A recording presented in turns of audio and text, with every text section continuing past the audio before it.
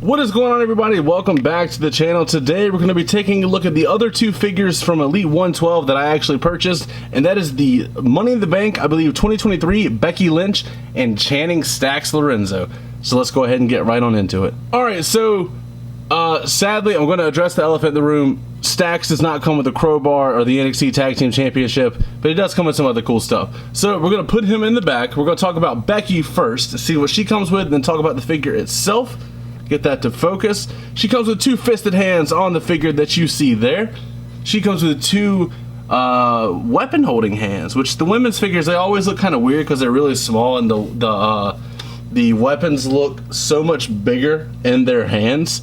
And she comes with a small ladder. Now, I don't know about you guys, but we do not get ladders enough in the main line of Elites, which is unfortunate. But if I'm going to get a ladder, I want the tall boy. I want the 12-inch, or not the 12-inch, the 12-foot ladders in figure form. The ones that came with the Hardys. Those are cool. Actually, I think I have one right here. Let me double check. Never mind, I do not. That was my tables drawer, not my ladders drawer. But we'll go ahead and put that over to the side since we will not be needing that for the review. This Becky Lynch figure actually does look pretty sick. I'm not going to lie. I do like it a lot. The gear is definitely unique. I don't remember what the Chase version comes with, but I had no desire for it when you pair it upside this version here. Now, I have heard two things. I have heard that this attire is based off Siren from X-Men, which I don't entirely know. I've also heard that this could be based off Rogue from X-Men.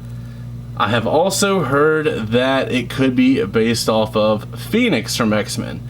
Now, I'm pulling up the picture that said Becky Lynch as Siren in a Facebook group, just so I can have a reference. And now, you know what, looking back, yeah, that does look like it's supposed to be Siren compared to Rogue and Phoenix for sure. But the yellow, the green, and the black look absolutely insane. Now, Becky did have the lighter hair in the front at the time of wearing this attire, but it did not translate well into figure form. I don't like the blend of that as much. I think when they did the blend on the Seth Rollins figure for the blonde hair, I mean, it's still kind of abrupt, honestly. Let me see if I can check another figure. Like, here's two different versions of the blending for the Seth Rollins here. That is way too close to the camera. It's like, this is the one where it's pretty abrupt. It's kind of like a line. This is how Jazzwares did the Kenny Omega highlights, which did not look that good. And then this is another way that they did the blending for the Seth Rollins, and I think this one looks a little bit better. Still has some issues, not gonna lie, but it does seem a little more natural, even though they are like unnatural highlights. So I guess it is weird to kind of call them natural. Anyway, though, I do believe there was a better blending method for this. I just don't know quite how it would have worked out, if that makes sense. Also, we normally don't see lighter orange and a darker orange hair highlight color palette thing. So maybe it's just a weird combination in the first place. But this attire is sick. I was worried about the mold, like the parts choices, since it is like the bodysuit, if it was gonna have some hindrance. Like there was a recent Women's Elite figure, I think it was Rhea Ripley maybe, that like the arms didn't go down all the way because of the mold. It has nothing to do with the gear though. It's just her I guess they call them the wings of the back. They stick out too far, which is not the figure's fault. That is more of a Rhea issue. That's not even really an issue, but it does look good. I do love this a lot. The double jointed arms work very well. Well, yeah, they work pretty well. Let's see if we can get that one to bend. I only got the front part to bend instead of the back part. And of course, with it being black, it's hard to show up on camera. But the articulation in the upper body is not hindered at all by the parts choices. I like that a lot. This Becky Lynch face, I'm not sure how I feel about it. I would prefer it with the closed mouth. Her mouth is just like 15-20% open there. It does look a little weird, but they are nailing her face overall compared to how they used to do it. Leg articulation, she can kick up about that far. That is where the hindrance comes in, usually on the female figures due to the thighs. Is she on ball joints? She's on ball joints, so you can swap the legs if you feel the need to. It would be kind of cool to see like yellow lowers and like the same yellow as the top, but like the whole lower leg, and then have the green boots. That might be a really cool custom to have, like the full body suit that Siren does wear. Would look really cool. Then the design is the same on the back as you see under the hair here. Everything there is pretty straight. I do have a couple minor paint issues.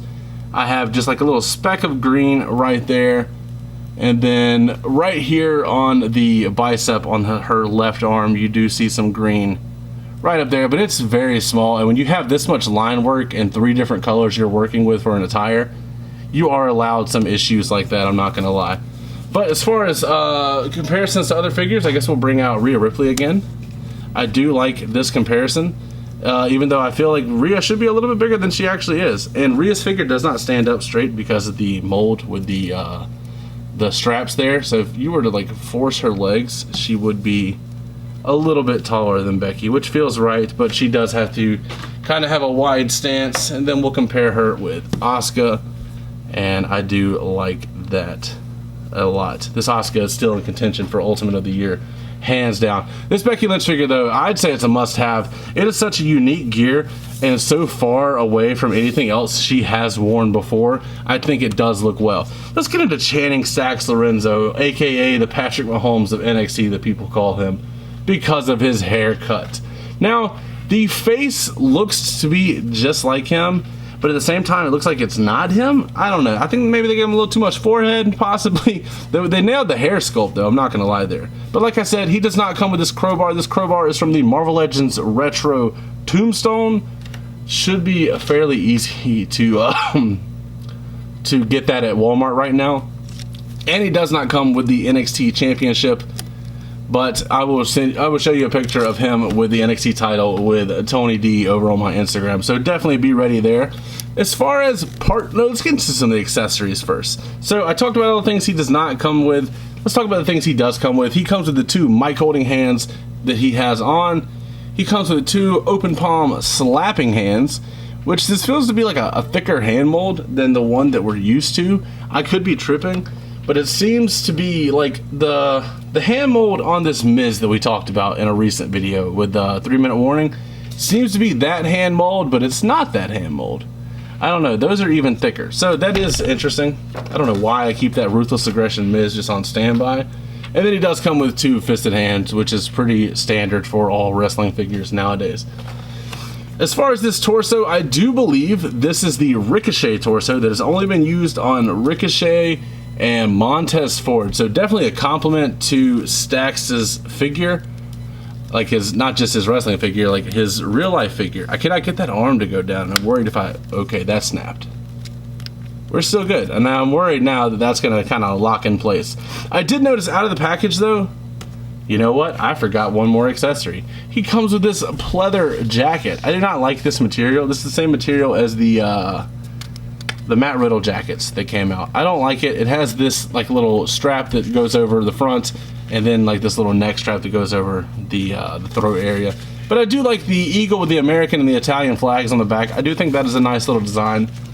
And yeah, that's pretty much it for that. But going back to this is the torso for the Ricochet and Montez Ford. When I opened it up though, the torso was kind of locked, it seems like. I don't know if you can hear that on camera. Let me put it up next to the mic. It's crunching when you bend it, and I don't know why. I have not had that happen with an Elite figure before, so I do not know.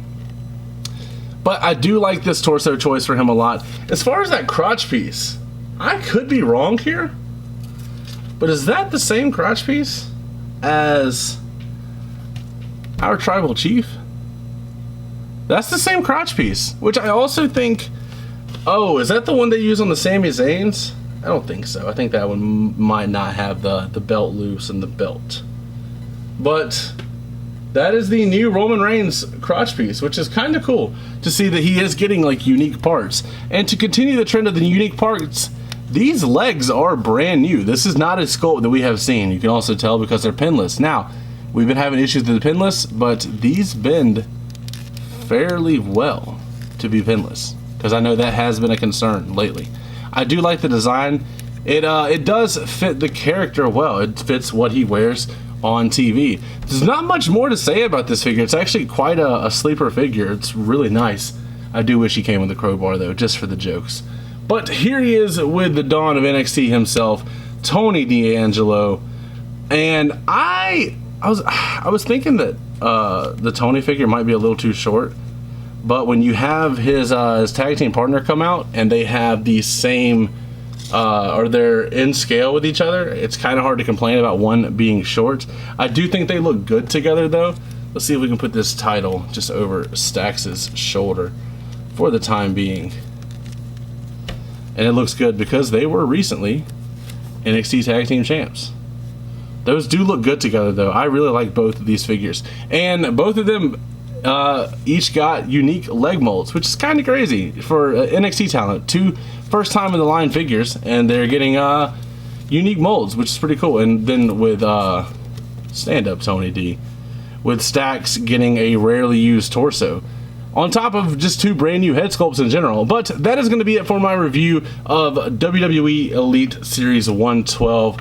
That is Channing Stax Lorenzo. You have Becky Lynch. You have a camera out of focus as well, followed by JD McDonough, and then Bray Wyatt, which I've already put in my display over there, so I'm not going to pull him back out. But let me know what you guys think about Elite Series 112. I think it's a pretty stellar wave, to be honest with you. As always, don't forget to like, comment, subscribe, and last but not least, take it easy.